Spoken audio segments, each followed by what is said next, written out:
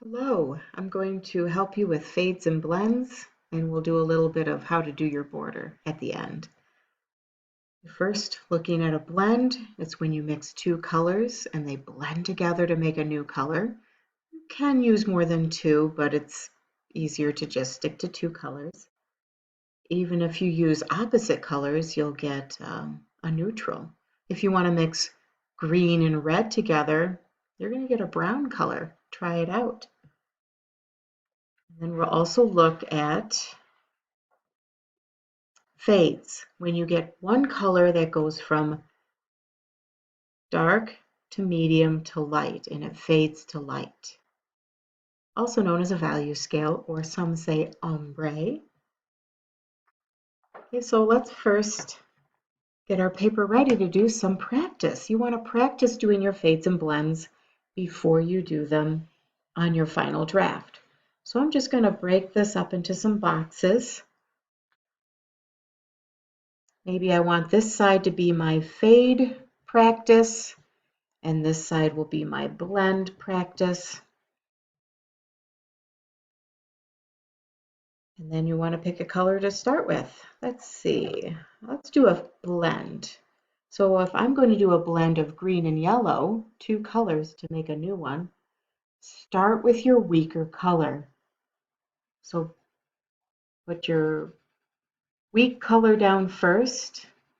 Because it's weak, I put a lot of it on there. And then you can blend another color, your stronger color on top of that. Notice how I'm holding my pencil. I'm not holding it straight up and down where you want to make words.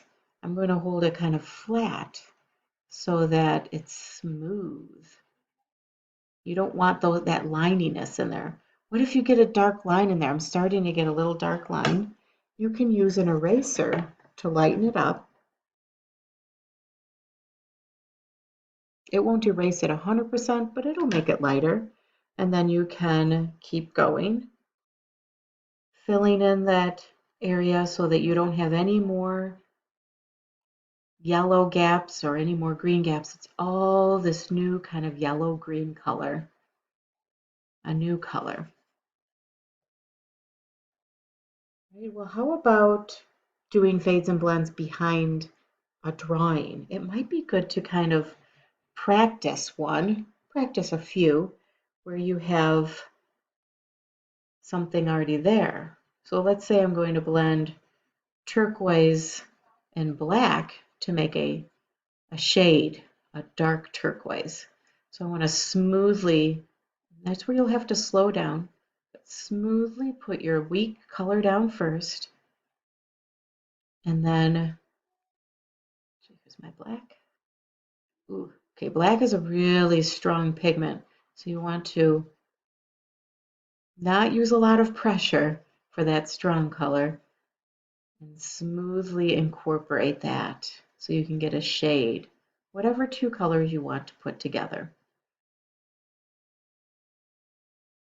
Practice, practice, practice. Practice like 4 blends and practice 4 fades. So let's look at doing a fade. Let's say I want to do a fade of violet. You want to think about a third and a third. For your whole background area, you want to try and get dark, a third dark, and a third medium. And you want to gradually, you have to work on getting that transition from going to dark to medium to be gradual, where it fades away into light. And then go back. I'm going to put more pressure and fill in some of those white gaps. Less pressure for medium. And then I'm going to fade away to light. Now I'm hardly pushing on the pencil at all. Plus violet is a strong pigment, so I don't have to put much pressure for it to show up. Okay, and then I go through and you fix those dark gaps and those white lines so that it's all smooth. And then practice with an object. Practice, I'm just going to put a random star shape in there, and maybe I want to do another fade back there where you go from dark, and you can go from dark on both sides and end in light in the middle, or you can go from dark on the edges and end in light in the middle, or you can start all the way around dark and then it gets lighter as you go to the middle.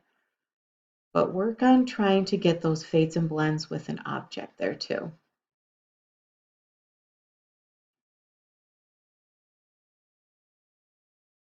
So be careful when you get to your little drawing. You don't want to leave white gaps around your little drawing.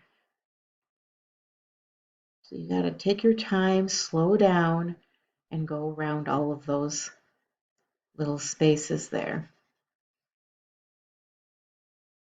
All right, but I want to take a moment to talk about your border.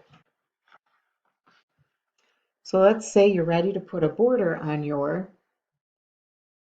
large shape. Maybe the printout already has a border and you don't really have to measure border. You just have to put a repeating pattern in there. Maybe you need to freehand draw a border. So I want to show you on a curved shape to use a ruler to help you with that. So you can use the centimeter side and do about a half a centimeter. Maybe you want a wider border and have a whole centimeter. Let me zoom in a bit here. Refocus. So you can measure about a half centimeter out if you want, and then make some dots. Kind of move around your large shape and make a few dots.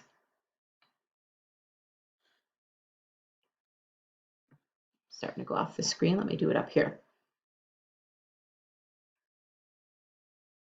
And then you can go through and connect the dots carefully and slowly. Go through and connect the dots for your border. And then you can fill that with your pattern, whatever it might be, dot line, I don't know, whatever you think would be a fun pattern to work with. But make sure you have an even measured border so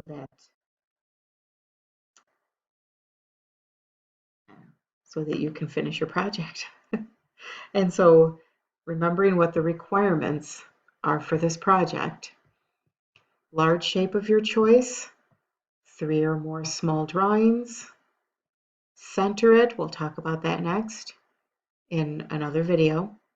Even measured border with a repeating pattern, split the background into sections, and you have to fill them with either a fade or a blend. Every background should be one or the other.